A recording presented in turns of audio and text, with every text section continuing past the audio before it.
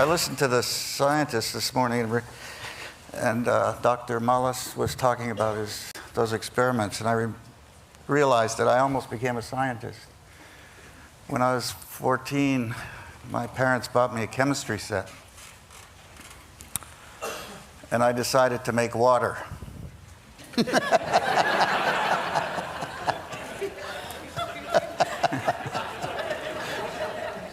So I made a hydrogen generator, and I made an oxygen generator, and I had the two pipes leading into a beaker, and I threw a match in. And the glass, luckily I turned around. I had it all in my back, and it was about 15 feet away. The wall was covered with, I had an explosion. Really? The people on the street came in, knocked on the door to see if I was okay. Huh.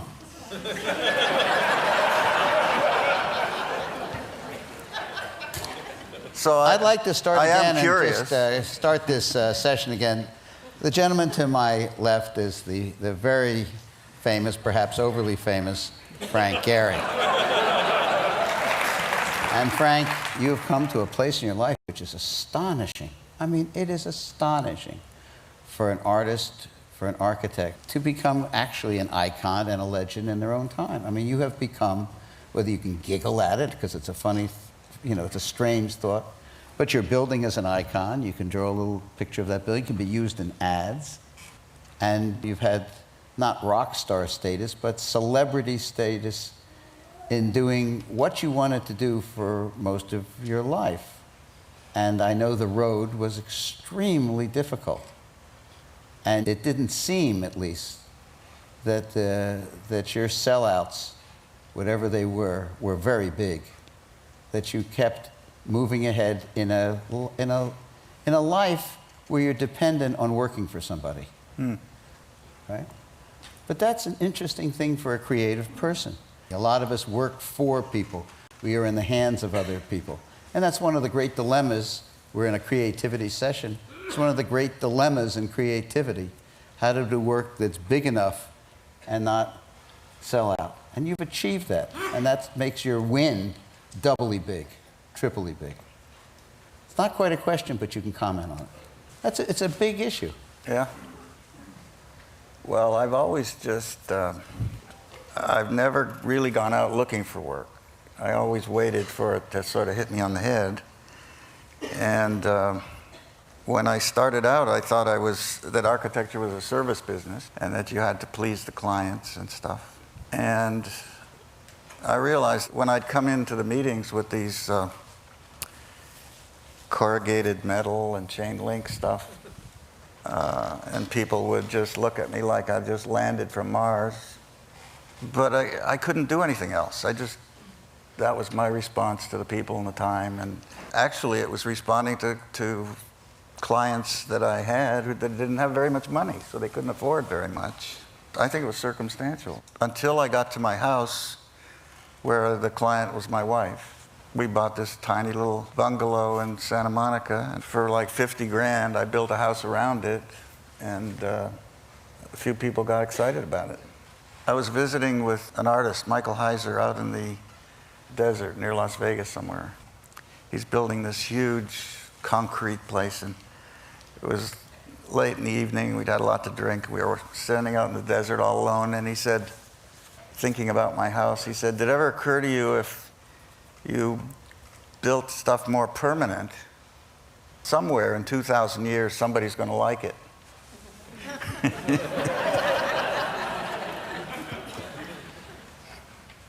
So I thought, yeah, that's probably a good idea. Luckily, I started to get some clients that had a little more money, so the stuff was a little more permanent. But I just found out the world ain't going to last that long. This guy was telling us the other day.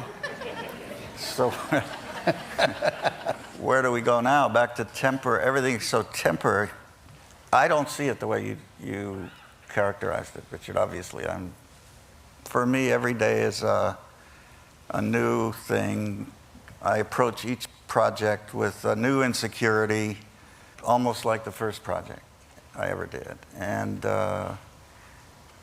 I get the sweats. I go in, start working. I'm not sure where I'm going. If I knew where I was going, I wouldn't do it. When I can predict or plan it, I don't do it. I discard it. So I approach it with the same trepidation. I mean, obviously, over time, I have a lot more confidence that it's going to be okay.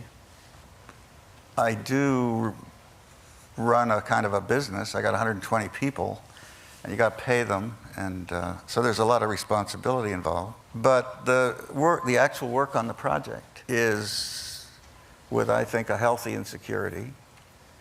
And like the playwright said the other day, I could relate to him that you're not sure. And when you look at it, when Bilbao was finished and I looked at it, I saw all the mistakes.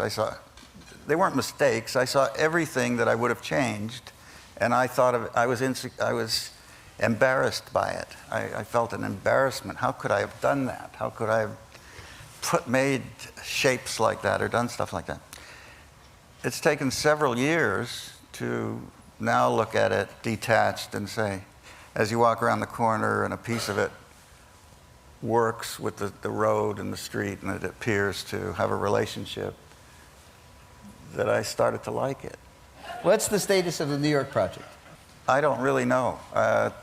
Tom Krenz came to me with Bilbao and explained it all to me, and I thought he was nuts, and I didn't think he knew what he was doing, and he pulled it off. So I think he's Icarus and Phoenix all in one guy.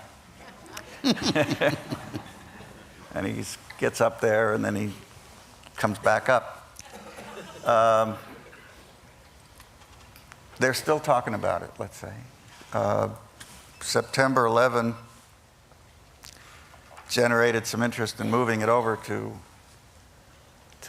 Ground Zero. And I'm totally against that, but I just feel uncomfortable talking about or building anything on Ground Zero, I think for a long time, maybe. The picture on the screen is of the Disney. Is that Disney? Yeah. How much further along is it than that, and when will that be finished? That'll be finished in 2003, September, October. And I'm hoping Q and Herbie and Yo-Yo and all those guys come play with us at that place. Luckily today, most of the people I'm working with are people I really like. Richard Kashalik is probably one of the main reasons that Disney Hall came to me. He's been a cheerleader for quite a long time. There aren't many people around that are really involved with architecture as clients. You know, if you think about the world, and even just in this audience, most of us are involved with buildings, not with art, nothing that you would call architecture, right? And so to find a guy like that, you hang on to him, you know. He's become the head of Art Center, and and there's a building by Craig Elwood there. And I knew Craig and respected him.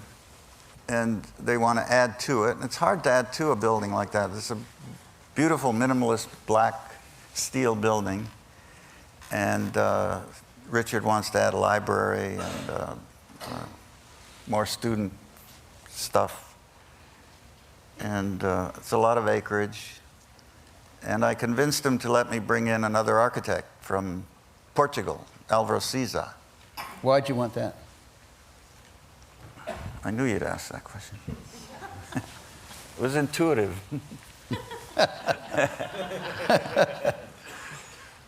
Álvaro Siza grew up and lived in Portugal and is probably the considered Portuguese main guy in architecture. I visited with him a few years ago, and he showed me his early work. And his early work had a resemblance to my early work. And it had to go, when I came out of college, I started to try to do things contextually in Southern California. And you got into the logic of Spanish colonial tile roofs and things like that. And I tried to understand that language as a beginning, as a place to jump off. And there was so much of it being done by spec builders, and it was trivialized so much that it wasn't. I just stopped. I mean, Charlie Moore did a bunch of it, but it didn't feel good to me.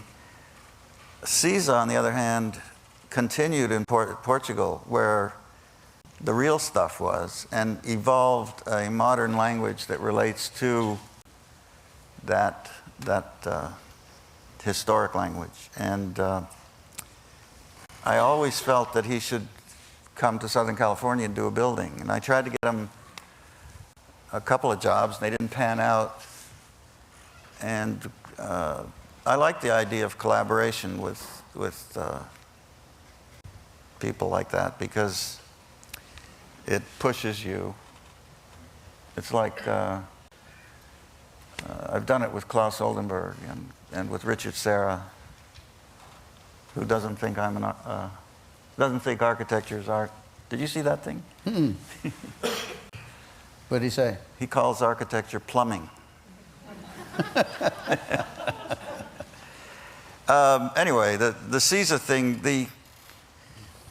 it's a richer experience. It must be like that for Q doing things with musicians. It's similar to that, I would imagine, where you huh? Liquid architect. Where it's like jazz. You improvise, you work together, you play off each other, you make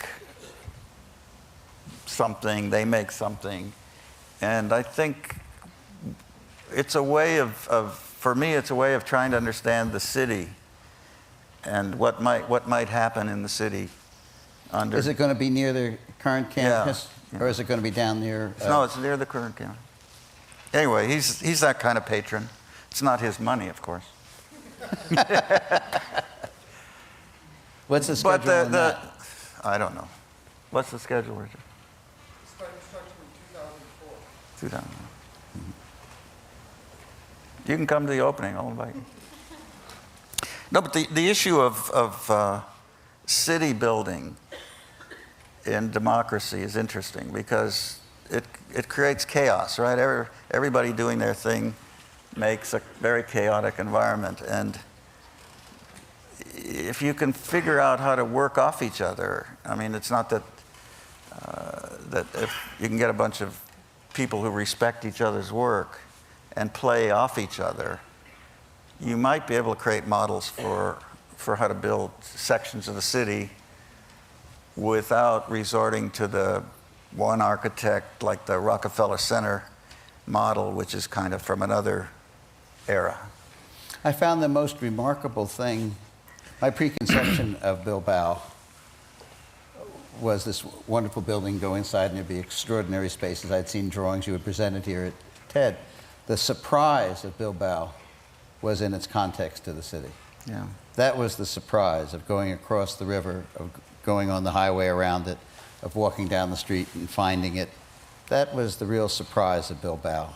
But you know, Richard, most architects, when they present their work, most of the people we know, Yeah. you get up and you talk about your work, and you talk about, it's almost like you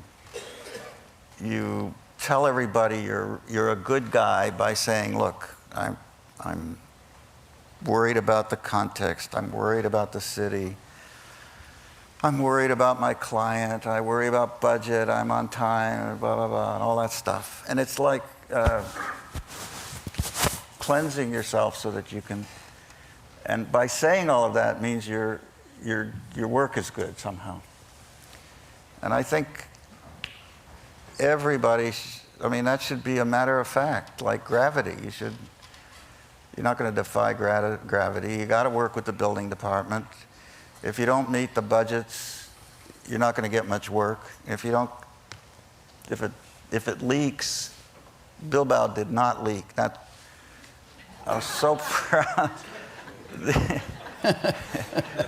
The MIT project, they were interviewing me for MIT, and they sent their facilities people to Bilbao. I met them in Bilbao. They came for 3 days. This is the computer building there. Yeah, the computer building. They were there 3 days, and it rained every day. And they kept walking around. I noticed they were looking under things and looking for things.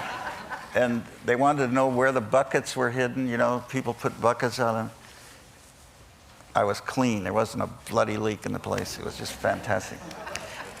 But you've got to, yeah, well, up until then, every building leaked. So this,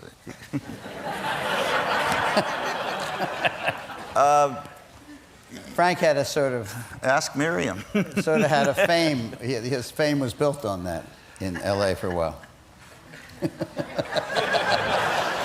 You know, you've all heard the Frank Lloyd Wright story when the woman called and said, "Mr. Wright, I'm sitting in the couch and the water's pouring in on my head." And he said, "Madam, move your chair." So some years later, I was doing a little house on the beach for Norton Simon, and his secretary, who was kind of a hell on wheels type lady, called me and said, "Mr. Simon's sitting at his desk and the water is coming in on his head." And I told her the Frank Lloyd Wright story. It didn't get a laugh. No, not now either.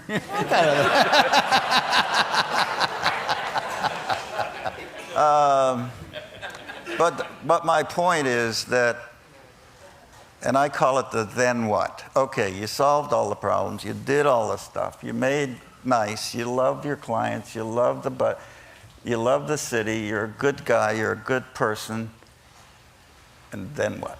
What do you bring to it? And I think that's what I've always been interested in, is that piece, which is a personal kind of expression,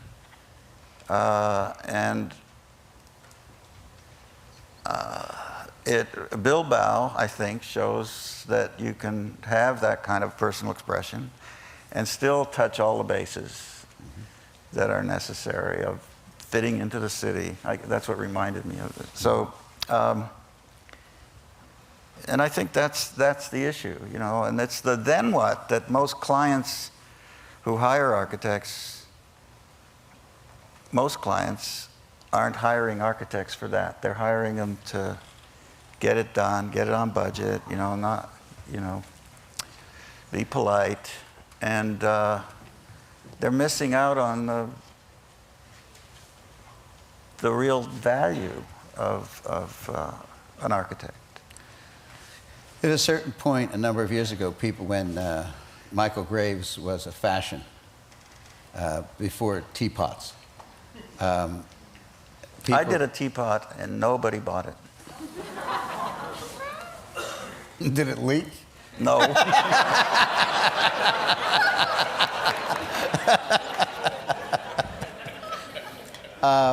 That people wanted a Michael Graves building. Is that a curse that people want a Bilbao building? Yeah, I've gotten called since Bilbao opened, which is now 4 or 5 years, right? 5 years, 4 years, I don't know.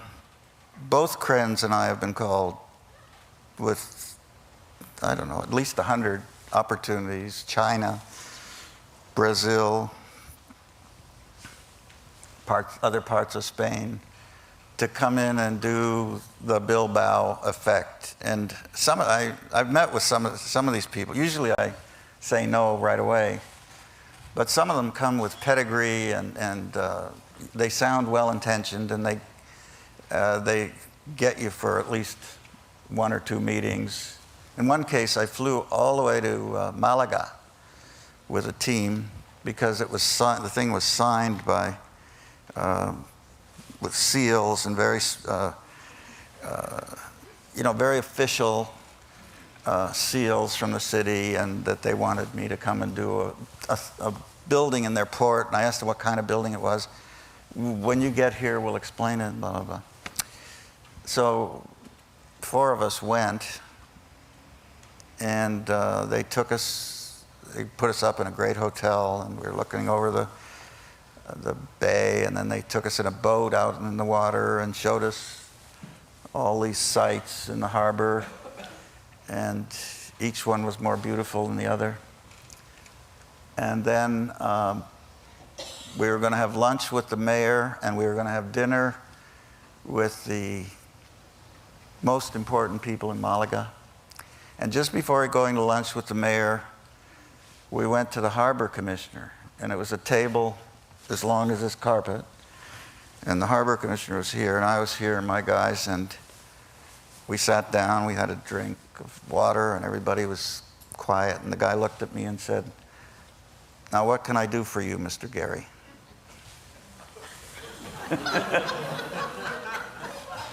Oh my God. So I got up. I said to my team, "Let's get out of here." We stood up, we walked out. They followed, the guy that dragged us there followed us. He said, "You mean you're not going to have lunch with the mayor?" I said, "Nope." "You're not going to have dinner with all?"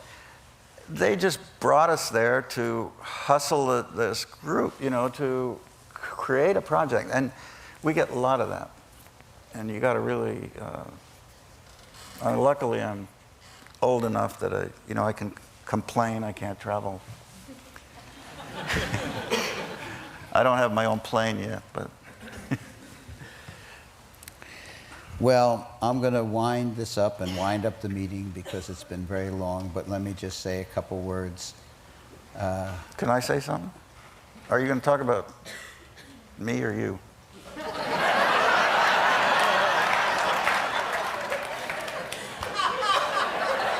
Once a shit, always a shit. No, No. because I want to get a standing ovation like everybody. So You're going to get wait one. a minute, wait a minute. You're going to get one. Wait a minute. I'm going to make it for you. No, wait a minute. No, hold on.